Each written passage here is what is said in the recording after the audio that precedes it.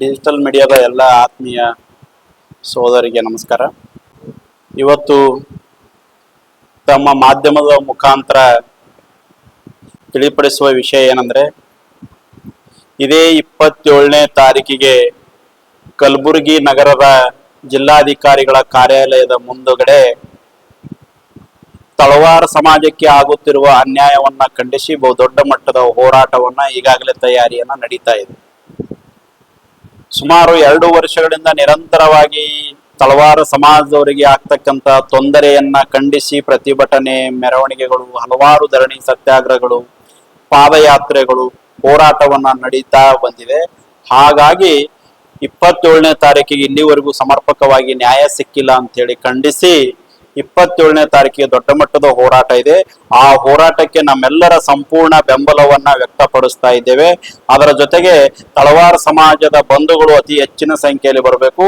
ಅದರ ಜೊತೆಗೆ ಕಲಬುರಗಿ ಜಿಲ್ಲೆಯಲ್ಲಿ ಇರ್ತಕ್ಕಂಥ ಪ್ರಗತಿಪರ ಹೋರಾಟಗಾರರು, ವಿವಿಧ ಸಮಾಜದ ಮುಖಂಡರು ಕೂಡ ಈ ತಳವಾರ ಸಮಾಜಕ್ಕೆ ಆಗುತ್ತಿರುವ ಅನ್ಯಾಯವನ್ನ ಸರಿಪಡಿಸುವ ಸಲುವಾಗಿ ನೈತಿಕವಾದ ಬೆಂಬಲವನ್ನ ವ್ಯಕ್ತಪಡಿಸುವುದರಿಂದ ಈ ಸಮಾಜದ ಪರವಾಗಿ ತಾವು ಕೂಡ ಧ್ವನಿ ಎತ್ತದಂಗ ಆಗ್ತದೆ. ಹಾಗಾಗಿ ವಿವಿಧ ಸಮಾಜದ ಮುಖಂಡರು ಕೂಡ ಈ ಹೋರಾಟದಲ್ಲಿ ಪಾಲ್ಗೊಳ್ಳಬೇಕು. ಈ ಹೋರಾಟವನ್ನ ಯಶಸ್ವಿಗೊಳಿಸಬೇಕು.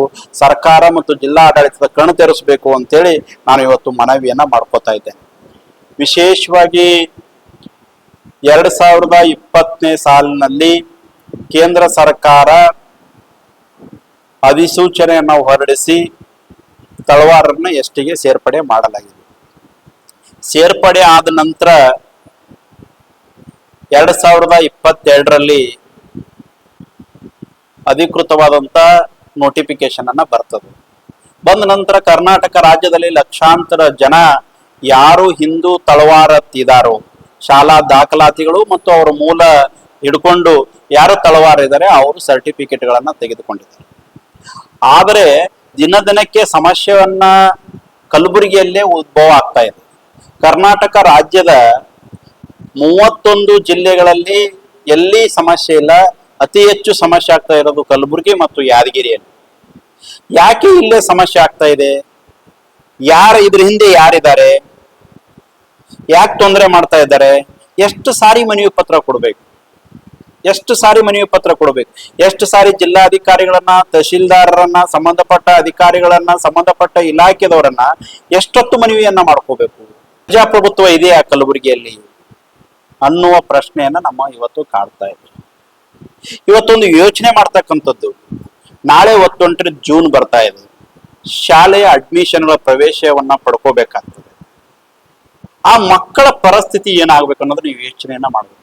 ಒಂದು ಜನಾಂಗದ, ಹಿಂದುಳಿದಂತ ಒಂದು ಜನಾಂಗದ ಜಾತಿಯ ಜೀವನದ ಜೊತೆಗೆ ಆಟ ಆಡ್ತಕ್ಕಂಥ ಕೆಲಸವನ್ನ ಈ ಜಿಲ್ಲೆಯ ಉಸ್ತುವಾರಿ ಸಚಿವರು ಹಾಗೂ ಜಿಲ್ಲಾ ಅಧಿಕಾರಿಗಳು ಇಬ್ರು ಸೇರ್ಕೊಂಡು ಮಾಡ್ತಾ ಇದ್ದಾರೆ ಅಂತ ಹೇಳಿ ನೇರವಾಗಿ ನಾನು ಹೇಳಿಕೆ ಬಯಸ್ತೇನೆ. ಯಾಕೆ ನಾವು ಜಿಲ್ಲಾ ಉಸ್ತುವಾರಿ ಸಚಿವರಾದಂತ ಪ್ರಿಯಾಂಕಾ ಖರ್ಗೆ ಅವರನ್ನೇ ಅದನ್ನ ಅವ್ರನ್ ಮೇಲೆ ಯಾಕೆ ಹೇಳ್ತಾ ಇದ್ದೀವಿ, ಜಿಲ್ಲಾಧಿಕಾರಿಗಳ ಮೇಲೆ ಯಾಕೆ? ನಮಗೆ ಪ್ರಿಯಾಂಕಾ ಖರ್ಗೆ ಅವ್ರ ಬಗ್ಗೆ ದ್ವೇಷ ಇಲ್ಲ, ಹೊಟ್ಟೆ ಕಿಚ್ಚಿಲ್ಲ. ಅವರು ಬೆಳೆದಿದ್ದಾರೆ, ದೊಡ್ಡವರಿದ್ದಾರೆ. ನಾವೇನ್ ಕೇಳ್ತಾ ಇರೋ ಅಂದ್ರೆ, ಕರ್ನಾಟಕ ರಾಜ್ಯದ ಎಲ್ಲಾ ಜಿಲ್ಲೆಗಳಲ್ಲಿ ST ಸರ್ಟಿಫಿಕೇಟ್ಗಳನ್ನ ಕೊಡ್ತಾರೆ ತಳವಾರರಿಗೆ. ಸಿಂಧುತ್ವ ಆಗ್ತವೆ, ಬಡ್ತಿ, ನೇಮಕಾತಿ ಎಲ್ಲದರಲ್ಲೂ ಅವಕಾಶವನ್ನ ಕೊಡ್ತಾರೆ. ಕಲಬುರಗಿ ಜಿಲ್ಲೆಯಲ್ಲಿ ಏನಾಗ್ತಾ ಇದೆ? ಬಿಜಾಪುರಕ್ಕೆ ಒಂದು ಕಾನೂನು, ಬೆಂಗಳೂರಿಗೆ ಒಂದು ಕಾನೂನು, ಮೈಸೂರಿಗೆ ಒಂದು ಕಾನೂನು, ಚಿತ್ರದುರ್ಗಕ್ಕೆ ಒಂದು ಕಾನೂನು, ಕಲಬುರಗಿ ಒಂದು ಕಾನೂನ. ಈ ಹೋರಾಟವನ್ನ ಹತ್ತಿಕ್ಕಲಿಕ್ಕೆ ಅವ್ರದೊಂದಿಷ್ಟು ಬೆಟಾಲಿಯನ್ ಅನ್ನ ಇಟ್ಕೊಂಡು ಪ್ರಿಯಾಂಕಾ ಖರ್ಗೆ ಸಾಹೇಬ್ರಿ ಹೋರಾಟಗಳನ್ನ ಹೆಂಗ್ ಹತ್ತಿಕ್ಬೇಕಂತೇಳಿ ಪ್ರಯತ್ನವನ್ನ ಮಾಡ್ತೀರಿ? ಯಾಕೆ ಈ ಸಮಾಜಕ್ಕೆ ನ್ಯಾಯವನ್ನ ಕೊಡಿಸ್ಬೇಕು ಅಂತ ಪ್ರಯತ್ನವನ್ನ ಮಾಡ್ತಾ ಇಲ್ಲ ನೀವು ಪ್ರಜಾಪ್ರಭುತ್ವದಲ್ಲಿ ಒಂದು ಜವಾಬ್ದಾರಿಯುತವಾದಂತ ಸ್ಥಾನದಲ್ಲಿ ಕೂತ್ಕೊಂಡಿದ್ದೀರಿ. ಯೋಚನೆಯನ್ನ ಮಾಡಬೇಕು. ಯಾಕೆ ಈ ಸಮಾಜದ ಬಗ್ಗೆ ನಿಮ್ಗೆ ಇಷ್ಟು ದ್ವೇಷ?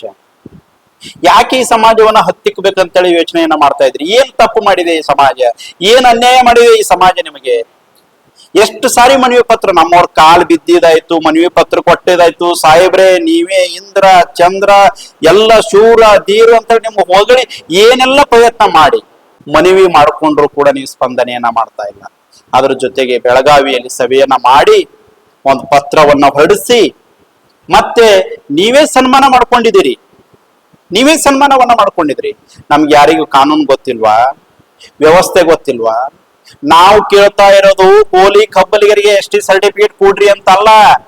ಯಾರು ಶಾಲಾ ದಾಖಲಾತಿಯಲ್ಲಿ ತಳವಾರ್ ಅಂತ ಬರೆಸ್ಕೊಂಡಿದ್ದಾರೆ ಅಂತ ತಳವಾರಿಗೆ ಮಾತ್ರ ಕಾನೂನಿನ ಪ್ರಕಾರ ನೀವು ಪರಿಶಿಷ್ಟ ಪಂಗಡದ ಪ್ರಮಾಣ ಪತ್ರ ಕೊಡ್ರಿ ಅಂತ ನಾವು ಕೇಳ್ತಾ ಇರೋದು.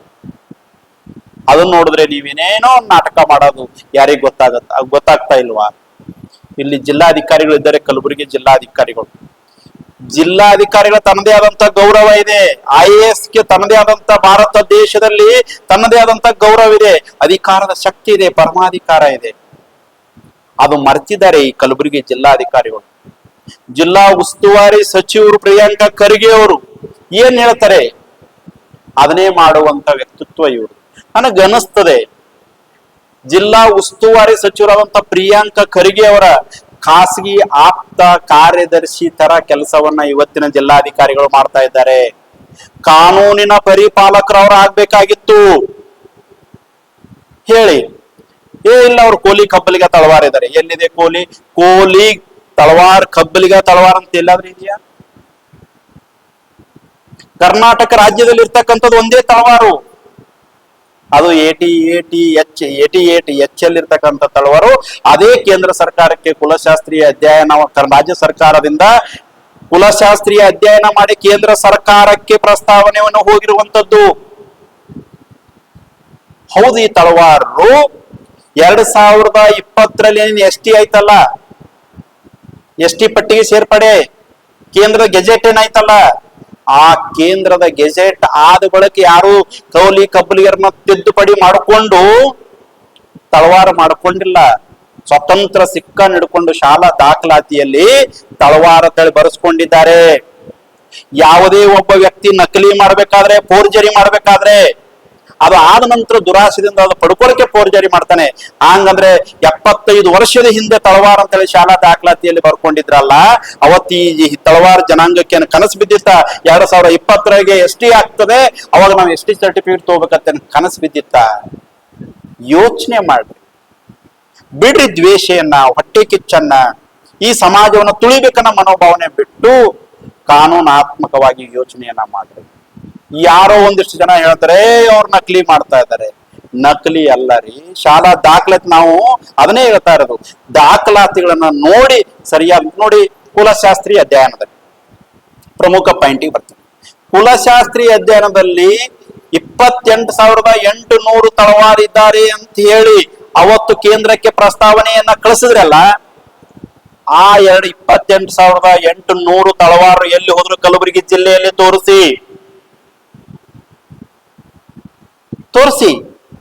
ಹಂಗಂದ್ರೆ ನೀವು ಅವತ್ತು ಕುಲಶಾಸ್ತ್ರೀಯ ಅಧ್ಯಯನದಲ್ಲಿ ಆ ಸಂಖ್ಯೆ ಹಾಕಕ್ಕೆ ಕಳಿಸಿದ್ದು ಸುಳ್ಳನ?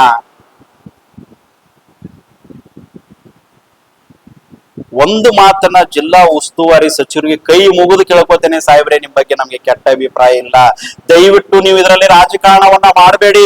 ಒಂದು ಸಮಾಜ, ತಳವಾರ ಸಮಾಜವನ್ನ ಕೊಲೆ ಮಾಡ್ತಕ್ಕಂತ ಕೆಲಸ ಆಗ್ತಾ ಇದೆ ನಿಮ್ಮಿಂದ. ಈ ಸಮಾಜದ ಶಾಪ ನಿಮ್ಗೆ ಒಂದಿನ ತಟ್ಟಬೇಕಾಗ್ತದೆ. ಈ ಹಿಂದುಳಿದಂತ ಸಮಾಜ, ಧ್ವನಿ ಇಲ್ಲದಂತ ಸಮಾಜ, ರಾಜಕೀಯ ಶಕ್ತಿ ಇಲ್ಲದಂತ, ಆರ್ಥಿಕ ಶಕ್ತಿ ಇಲ್ಲದಂತ ಸಮಾಜವನ್ನ ಕತ್ತು ಹಿಚ್ಚುಕುವಂತ ಕೆಲಸವನ್ನ ನೀವು ಜವಾಬ್ದಾರಿ ಸ್ಥಾನದಲ್ಲಿ ಕೂತ್ಕೊಂಡು, ನೀವು ನಿಮ್ ತಂದೆಯವರು ರಾಜಕೀಯವಾಗಿ ಬಹಳ ಶಕ್ತಿವಂತರಿದ್ದೀರಿ, ಯಾರಿಗೆ ಬೇಕಾದ್ರೂ ಕುತ್ತಿಗೆ ಇವತ್ತು ಸಾಯಿಸಟ್ಟು ತಾಕತ್ತು ನಿಮ್ಗೆ ಬಂದ್ಬಿಟ್ಟಿದೆ. ಅದೇ ಕೆಲಸವನ್ನ ಈ ಜಾತಿಗಳ ಮೇಲೆ ಮಾಡ್ತಾ ಇದ್ದೀರಿ ಅನ್ನೋದನ್ನ ಬಹಳ ಎಚ್ಚರಿಕೆಯಿಂದ ಈ ಮಾತನ್ನ ನಾನು ಹೇಳಿಕೆ ಬಯಸ್ತೇನೆ.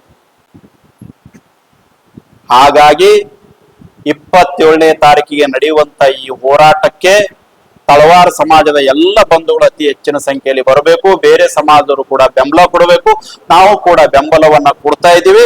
ಜಿಲ್ಲಾಡಳಿತಕ್ಕೆ ಮತ್ತು ಪೊಲೀಸ್ ಇಲಾಖೆಗೆ ಹೇಳಿಕೆ ಬಯಸ್ತಾ ಇದ್ದೇನೆ, ನಮ್ಮ ಹೋರಾಟ ಹೊಚ್ಚೆ ಕಿಟ್ಟಿನ ಹೋರಾಟ ಅಲ್ಲ, ಯಾರನ್ನ ದ್ವೇಷಿಸ್ಬೇಕನ್ನಂತ ಹೋರಾಟ ಅಲ್ಲ, ಯಾರನ್ನ ವಿರೋಧಿಸಬೇಕು ಮತ್ತು ರಾಜಕೀಯ ಪ್ರೇರಿತವಾದಂತ ಹೋರಾಟ ಅಲ್ಲ.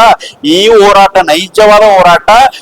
ಈ ಸಮಾಜದ ಪ್ರತಿಯೊಬ್ಬ ವ್ಯಕ್ತಿಗಳ ಬದುಕಿನ ಹೋರಾಟ ಇದೆ. ಬದುಕಿನ ಜೊತೆ ಯಾರೂ ದಯವಿಟ್ಟು ಚೆಲ್ಲಾಟ ಆಡಬೇಡಿ. ಇದರಲ್ಲಿ ರಾಜಕೀಯ ಮಿಶ್ರಿತ ಮಾಡಬೇಡಿ. ಯಾರ ಮೇಲೂ ಕೂಡ ದ್ವೇಷ, ಹೊಟ್ಟೆ ಕಿಚ್ಚು, ಟೀಕೆ ಟಿಪ್ಪಣಿ ಮಾಡೋದು ಬೇಡ.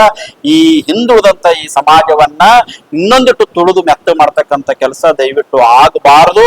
ಹಾಗಾಗಿ ಅದಕ್ಕಾಗಿ ನಿಮ್ಮನ್ನು ಕಣ್ತಿರಿಸಬೇಕಂತೇಳಿ ಮತ್ತೆ ದೊಡ್ಡ ಹೋರಾಟ ನಡೀತಾ ಇದೆ.